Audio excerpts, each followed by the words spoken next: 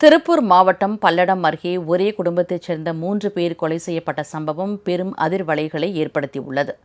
இது தொடர்பாக 7 தனிப்படைகள் அமைத்து போலீசார் தீவிர விசாரணை மேற்கொண்டு வருகிறார்கள். பல்லடம் அருகே சேமலை கவுண்டம்பாளையத்தைச் சேர்ந்தவர் தெய்வசிகாமணி. இவர் தனது மனைவி அமலாத்தாளுடன் தோட்டத்தின் வீட்டில் தனியாக வசித்து வந்தார். இவரது மகன் செந்தில்குமார் கோவையில் உள்ள ஐடி நிறுவனத்தில் பணியாற்றி வந்தார்.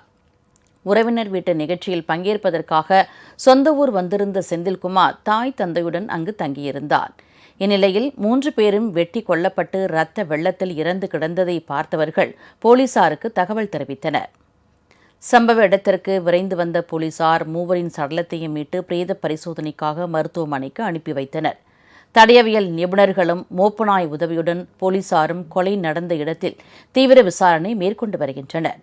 மேற்கு மண்டல ஐஜி செந்தில்குமார், திருப்பூர் மாநகர காவல் ஆணையர் லட்சுமி ஆகியோரும் சம்பவ இடத்தில் விசாரணை நடத்தினர். கொலை தொடர்பாக 5 தனிப்படைகள் விசாரணை நடத்தி வருவதாக காவல் ஆணையர் லட்சுமி தெரிவித்தார். இப்போ வரைக்கும் பார்த்ததில்ல, நிச்சயமாக ஒரு ஆள் மட்டும் வந்து பண்ணியிருக்க வாய்ப்பில்லை, அப்படிதான் தெரியுது.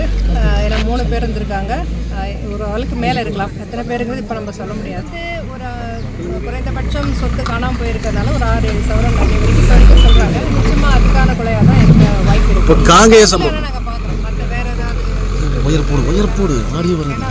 ஒரு கொலை நடக்கும்போது பல ஆங்கிளில் பார்க்க வேண்டியிருக்கு. ஒவ்வொரு தனிப்படையும் ஒவ்வொரு ஆங்கிளில் பார்க்க.